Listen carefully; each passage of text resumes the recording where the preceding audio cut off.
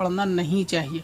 अभी जनाजे की नमाज़ आई तो उसके ताल्लुक़ से भी बहुत सारे मसाइल लोग पूछते हैं, तो इसका मैं एक छोटा सा तरीक़ेकार भी बता देता हूँ जनाजे की नमाज़ जिनको नहीं आती। अव्वल तो ये कि जनाजे की नमाज़ में 3 चीज़ें सबसे ज़्यादा अहमियत है। जो लोग सवाल करते हैं, एक तो सलाम फेरने के ताल्लुक़ से कि हाथ कब छोड़ें कब ना छोड़ें, दूसरा ये कि जूते चप्पल पे खड़ा होने के बारे में, तीसरा ये कि जनाजे की नमाज़ की दुआ के बारे में कि जिनको याद नहीं होती तो वहाँ वो खामोश खड़े रहते हैं।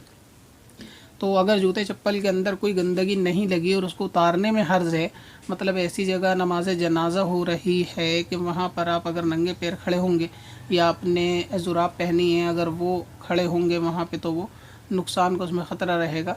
और चप्पलों के अंदर कोई गंदगी नहीं है आपके, जो नजासत गलीज़ा होती है इस तरह साफ़ हैं, तो फिर ऐसी सूरत में जूते चप्पल पहन के नमाज़ पढ़ ली गई तो नमाज अदा हो जाएगी। और वैसे भी नमाज जनाजा एक के पढ़ लेने से भी अदा हो जाती है।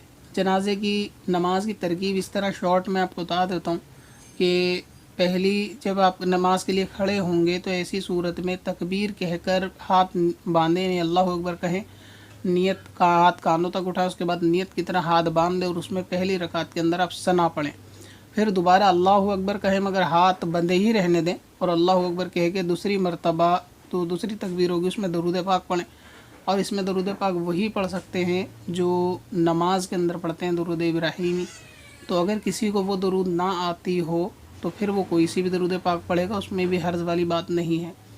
तीसरी जब तकबीर बोलें तो उसमें तीसरी तकबीर में अल्लाह अकबर कह के दुआ पढ़ें। जो दुआ जनाजे की होती है उसको पढ़ लें। कोई किताब आप नमाज की लेंगे तो उसमें आपको आसानी से वो दुआ मिल जाएगी, उस किताब से आपको उसको याद करना होगा। बिलफ़र्ज़ याद करने के दिनों में या भी याद नहीं हुई और नमाज जनाजा की हाजत है पढ़ने की, तो ऐसी सूरत में कोई सी भी मसनून दुआ आप पढ़ सकते हैं जिसमें सारे मुसलमानों के लिए दुआ हो, अपने वालिदैन वगैरह के लिए, जनाजे के लिए दुआ हो, तो वो दुआ आप उसके अंदर पढ़ सकते हैं जब तक आपको जनाजे की दुआ याद ना हो। अब किसी को वो दुआ भी नहीं आती तो ऐसी सूरत में वो सूरह फातिहा भी पढ़ सकता है दुआ की नीयत से।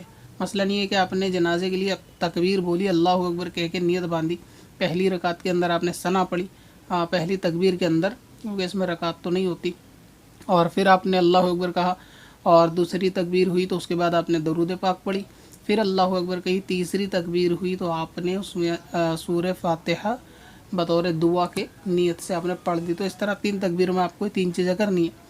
उसके बाद जब चौथी तकबीर हो अल्लाह अकबर, तो तकबीर कहने के बाद दोनों हाथों को छोड़ देना है और उसके बाद सलाम फेरना है। बहुत से लोगों के अंदर देखा जाता है कि वो एक तरफ सलाम फेरेंगे तो एक हाथ छोड़ते हैं और दूसरी तरफ सलाम फेरते हैं तो दूसरी हाथ छोड़ते हैं। लेकिन सही तरीक़ेकार ये है कि जहाँ कुछ पढ़ा नहीं जाता वहाँ नियत नहीं बंधती, तो इसीलिए जब चौथी तकबीर के अंदर कुछ पढ़ा नहीं जाएगा तो तकबीर कहकर दोनों हाथों को छोड़ देना है, दोनों हाथ छोड़ने के बाद ही सलाम फेरना है। तो ये नमाज का शॉर्ट तरीका है जनाजे की।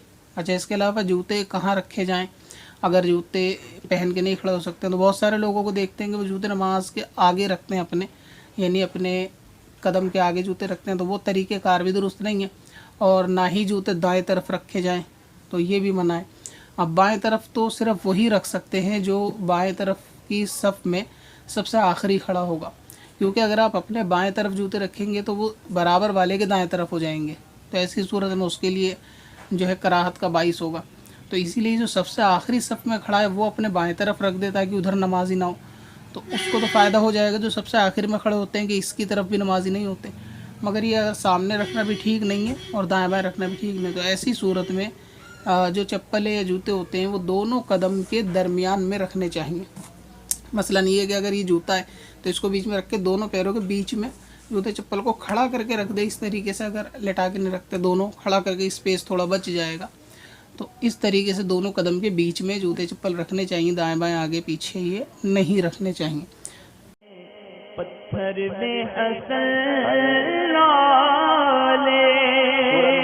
पुरनवार